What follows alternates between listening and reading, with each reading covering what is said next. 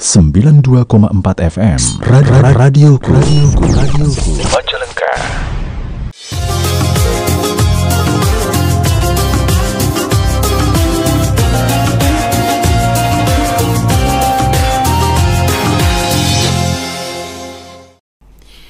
Assalamualaikum warahmatullahi wabarakatuh. Bismillahirrahmanirrahim. Alhamdulillahirrahmanirrahim. Wassalatu wassalamu ala asyrafil anbiya wal mursalin Sayyidina Maulana Muhammadin wa ala alihi wa sahbihi ajma'in, amma ba'du. Pemirsa Al-Bahjah TV dan juga sahabat radioku yang dimuliakan Allah SWT, dan juga para sahabat dan pendengar ya yang sudah bergabung di YouTube Buya Yahya Official dan Al-Bahjah TV, dan juga TikTok Buya Yahya Official, dan juga Instagram Buya Yahya Al-Bahjah. Alhamdulillah, kami di hari ini di tanggal 7 Dzulhijjah 1444 Hijriah atau bertepatan dengan tanggal 26 Juni 2023 Masehi, kami kembali dapat menemani Anda dalam acara rutin kita belajar bareng bersama Buya dan Umi. Bagaimana kabar Anda di pagi yang penuh berkah ini? Semoga Allah berikan kesehatan dan berikan kemudahan dalam setiap urusan, insyaallah. Alhamdulillah, hari ini kita masih berada di 10 awal Dzulhijjah ya, hari istimewa, hari spesial, hari yang amalan-amalan baik yang kita lakukan pada hari-hari ini menjadi amalan yang sangat dicintai oleh Allah Subhanahu wa taala. Semoga kita semua diberi kemudahan oleh Allah untuk bisa mengisi hari-hari ini dengan hal-hal yang baik yang bisa menjadi sebab menjadikan sebab Allah ridha dan menjadi sebab kita mendapatkan banyak kebaikan dan kemuliaan dari Allah Subhanahu wa taala. Artinya jangan dilewatkan kesempatan ini, lakukan amal baik sebisanya ya. Setiap ada artinya ini adalah kesempatan kita untuk menambah amal dan juga perbanyak permohonan doa dan juga permohonan ampun kepada Allah SWT. Semoga kita menjadi hamba-hamba yang beruntung yang bisa memanfaatkan waktu-waktu istimewa ini dengan sebaik-baiknya. Dan seperti biasa di dalam acara belajar bareng bersama Buya dan Umi, kami akan berbagi ilmu ya, berbagi ilmu dengan pemirsa dan juga sahabat dan para pendengar semuanya. Dan kita masih akan membahas seputar permasalahan darah wanita, yaitu dengan membedah buku ya. Kita akan mengupas apa yang sudah Buya tulis dalam buku Cerdas Memahami Darah Wanita. Pada pertemuan yang lalu kita sudah membahas permasalahan berkaitan dengan istihadhah. Ada istihadhah ringan, ada istihadhah berat ya, istilah yang mungkin Anda tidak akan menemukan di tempat yang lain, karena ini Buya buat untuk memberikan kemudahan kepada para pembaca ya untuk bisa memahami tentang masalah darah wanita. Dan hari ini kita akan melanjutkan pembahasan kita, dan yang akan kita bahas adalah berkaitan tentang darah nifas ya. Baik, kepada para wanita khususnya, Anda harus belajar tentang ilmu ini agar nanti memudahkan Anda di dalam memahami darah-darah wanita, dan juga bagi para suami punya kesempatan untuk belajar mempersiapkan diri untuk masuki pernikahan, agar Anda bisa bagi yang laki bisa mengajarkan istrinya, dan istri pun bisa mudah dalam memahami permasalahan darah wanita yang nanti akan menjadi sebab kemudahan dalam beribadah. Baik, sebelum kita mulai acara ini, kita sapa Buya yang sudah hadir bersama Umi di studio. Assalamualaikum Buya. Waalaikumsalam warahmatullahi wabarakatuh. Sehat Buya? Alhamdulillah, berkat doa semua, dan semoga Allah senantiasa menjaga kita semuanya. Amin. Iman kita. Amin.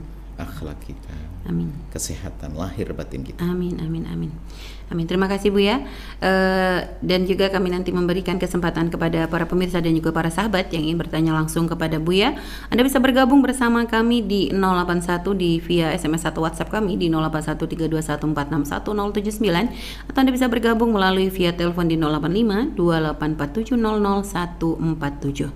Baik Buya, dipersilakan untuk memberikan penjelasan seputar permasalahan darah nifas Buya. Bismillahirrahmanirrahim. Assalamualaikum warahmatullahi wabarakatuh. Waalaikumsalam warahmatullahi wabarakatuh. Alhamdulillah, wassalatu wassalamu ala rasulillah Sayyidina Muhammad ibn Abdullah wa ala alihi wa ashabihi wa mawalah, amma ba'd. Yang sangat kami cintai, kami muliakan para pendengar, para pemirsa dimanapun Anda berada. Kita lanjutkan belajar kita dengan kitab Cerdas Memahami Darah Wanita. Ini ada dua buku. Yang pertama ini buku besar. Ini adalah untuk detailnya bagi para asatid atau yang ingin lebih dalam tahu tentang haid. Akan tapi sebetulnya kalau untuk kita ajarkan di masyarakat umum luas, dengan buku kecil ini sudah cukup. Dan memang ini kita coba, kita pangkas yang rumit, sehingga tersisa hanya masalah yang mudah-mudah untuk difahami. Baik, kita memasuki bab nifas. Darah nifas itu adalah darah yang keluar dari farji seorang wanita. Keluar dari farjinya seorang wanita setelah tuntasnya melahirkan. Dan sebelum melampaui hari ke-15 dari saat melahirkan. Setelah tuntas, selagi masih ada janin, belum disebut nifas menurut sebagian ulama. Tuntas, misalnya kembar, selagi belum tuntas, belum disebut nifas. Dalam madhab Syafi'i khususnya. Tuntasnya kelahiran dan darah keluar sebelum melewati 15 hari. Artinya di sini ada yang bayi kembar atau ada yang setelah melahirkan tidak langsung keluar darah. Kemudian keluarnya nanti beberapa hari. Lah, asalkan keluarnya ini belum melewati 15 hari maka disebut sebagai darah nifas. Tapi kalau keluarnya lebih dari 15 hari maka tidak ada nifas. Tidak ada nifas di sini. Untuk janin dan bakal janin ya, Pak ya? Janin dan bakal janin. Kami serahkan ini janin dan bakal janin supaya tidak ada pertanyaan lagi bahwasanya kalau keguguran gimana. Sengaja kami tulis janin bakal janin. Sebelum mengenal darah nifas lebih jauh, ada beberapa hal yang perlu diketahui, yaitu sebagai berikut. Paling sedikitnya nifas adalah setetes. Asalkan ada darah, setetes kan ya. Yang penting ada darah di situ setelah melahirkan. Yang kedua, paling banyaknya nifas 60 hari. Ini sekedar wawasan. Nanti rumusnya beda. Umumnya orang nifas itu 40 hari. Ini bukan rumus ya. Hanya umumnya aja, hanya untuk diketahui saja. Adapun rumusnya untuk mengetahui darah nifas adalah berikutnya. Kaidah mengetahui darah nifas. Seperti halnya ada kaidah untuk mengetahui darah haid, maka ada kaidah untuk mengetahui darah nifas. Dan Anda jangan membahas nifas dulu dengan panjang lebar kecuali Anda bisa menghafal rumus ini. Kalau Anda bingung. Padahal permasalahan panjang sepanjang apapun diselesaikan dengan pemahaman Anda tentang rumus ini. Hafal dan faham. Untuk mengetahui darah nifas harus memahami kaidah-kaidah berikut ini. Pertama, darah keluar setelah kelahiran janin atau bakal janin. Baik dengan cara normal maupun tidak normal. Ini kami masukkan di sini supaya paham. Cara normal biasa melahirkan. Cara tidak normal apa? Sesar. Jadi masuk di sini. Jadi tidak usah bertanya nanti. Karena ini kita praktis, jangan banyak tanya nanti setelah itu kan sudah selesai. Normal atau tidak. Maka bisa darah keluar setelah kelahiran janin bayi atau bakal janin. Biarpun kata bidan, ini kan apa namanya? Ibu harus sabar, biarpun hanya segumpal daging, menurut mazhab kita Imam Syafi'i, maka itu dianggap sebagai nifas, kecuali mazhab lain seperti mazhab Imam Ahmad dan yang lainnya. Jadi janin atau bakal janin, artinya kalau menurut bidan bahwasanya yang keluar itu adalah bakal bayi, maka dia kena nifas.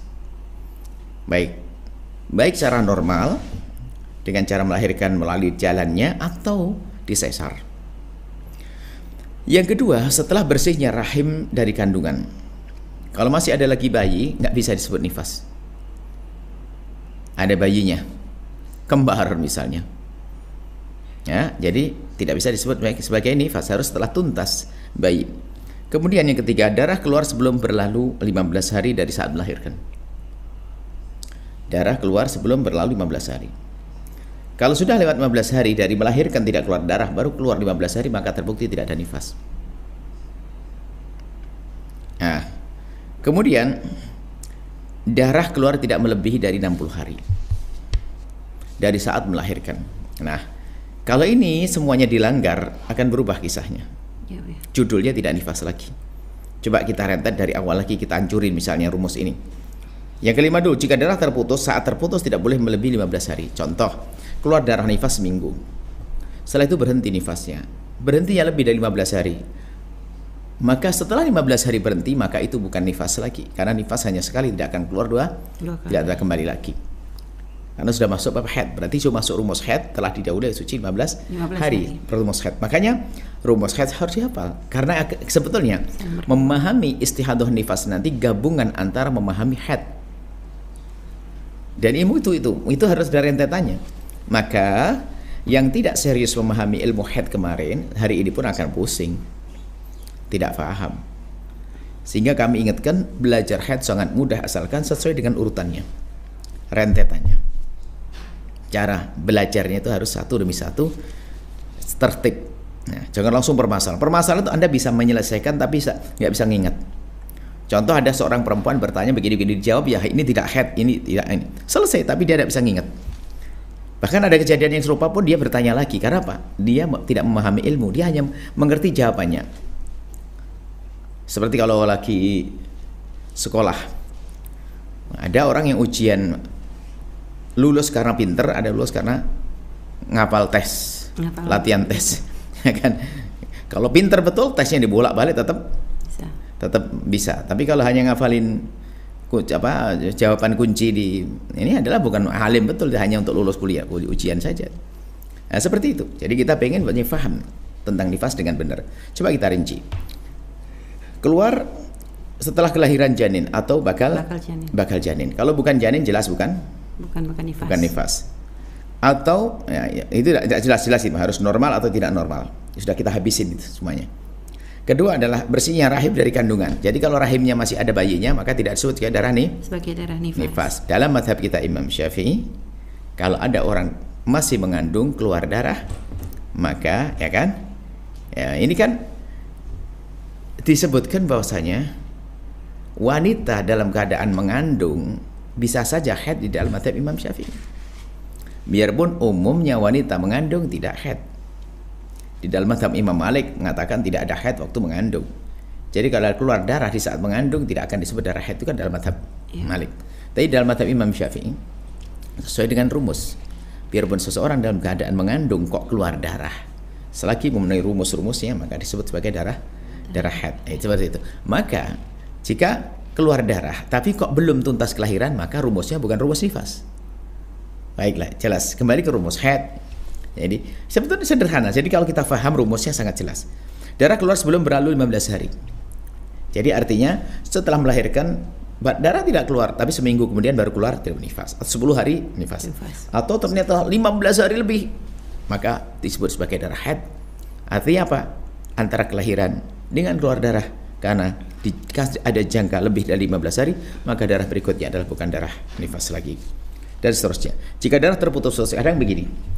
Kan masa paling banyaknya nifas adalah 60 hari.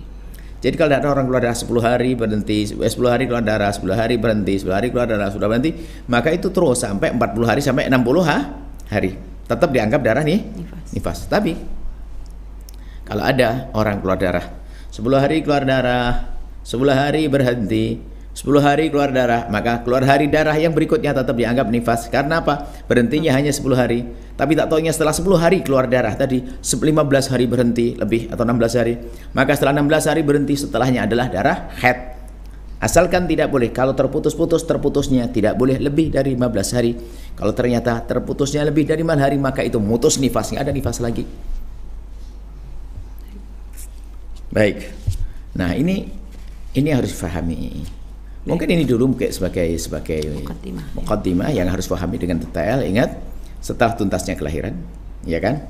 Darah setelah tuntasnya kelahiran, bersihnya rahim. Darah tidak boleh melebihi dari 15 hari setelah hari kelahiran. Darah tidak boleh keluar darah tidak lebih dari 15 hari dari saat kelahiran. Darah tidak boleh melebihi daripada 60 hari. Sudah? Baik, ya. Kalau sudah tahu rumus ini enak untuk menghafal nifas. Baik, ini saja insya Allah.